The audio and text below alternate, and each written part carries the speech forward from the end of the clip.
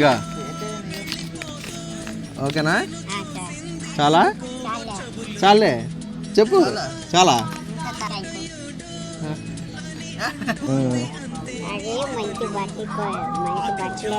మంచి బట్టలు కావాలి నీకు. Okay done. ఇంకా మరి ఇంకా ఇక్కడ రాకుండా ఉండాలంటే ఎంత కావాలి నీకు? సరే వస్తాను మరి.